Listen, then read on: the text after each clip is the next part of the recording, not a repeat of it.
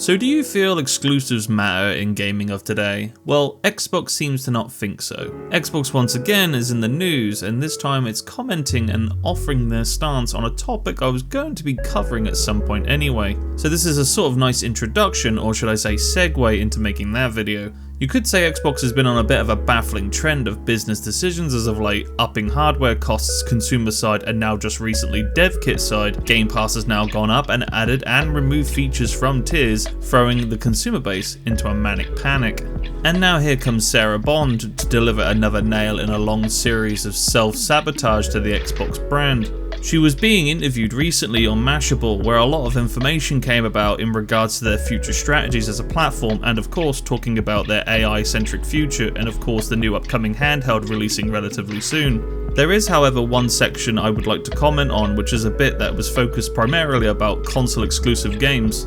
Sarah said, and I quote, "The biggest games in the world are available everywhere. You look at Call of Duty, Minecraft, Fortnite, Roblox, that's really what's driving community in gaming. That's where people gather and have experience. So the idea of locking it to one store or another device is antiquated for most people. You want to be able to play with your friends anywhere, regardless of what device they're on." Now this is interesting, so Xbox is now saying console exclusive games are antiquated and that all the biggest games are on all platforms, or the vast majority. I'm not sure why Sarah said this, as it's sort of off base and doesn't really paint the whole picture, and it's also a little skewed, catering of course to their current promotion of their new handheld. The games she listed in this quote as the big ones are Fortnite, Roblox, Minecraft and Call of Duty. And what, might you ask, is the common ground between them? Yes, they're free to play, or long-term pre-existing multi-generational brands. I know you'll say Call of Duty is not free to play, or Minecraft, but I think this quote is more likely referring to the Warzone Battle Royale mode, which is their live service mode, or even COD Mobile, which are both free to play. And with Minecraft, it's been around since the Xbox 360 console-wise, so it's a multi-generational brand.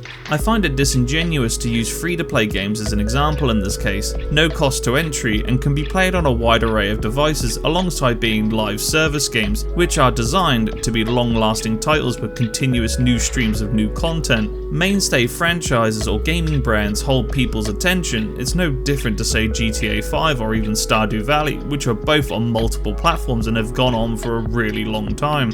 On top of the fact, I think she's also missing the point that this generation has really marked the era of full-on crossplay for most, if not all, multiplayer-centric games released by major publishers. It feels like a moot point all in all, saying you want to play with your friends anywhere no matter the platform, where for the most part you can do that today on most games that are multiplayer-centric in their gameplay. This feels more like she's just trying to sell the concept of the handheld to people, even though we have already seen this idea of play anywhere or with your friends with the likes of the Nintendo Switch or the Valve Steam Deck.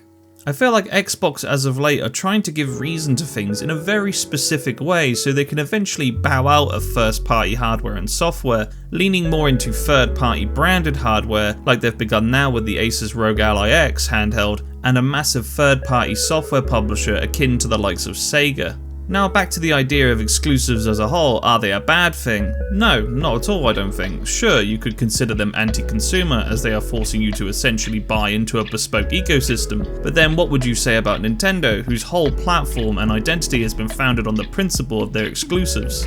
Every generation, Nintendo has built its player base on the promise of quality exclusives. Sure, indie games also exist and feature heavily to borderline drown out the platform storefront, however third party is still in its infancy even on the Switch and Switch 2. Nintendo has always had issues with third-party commitments, usually down to data medium with their cartridge dependency or mini discs on the GameCube, or just general hardware specification being lacking compared to the competition. So rather than rely on these, they lean into their strengths of providing quality first-party exclusives to its consumers, and it's clearly a recipe that is still working to this day, and strong at that.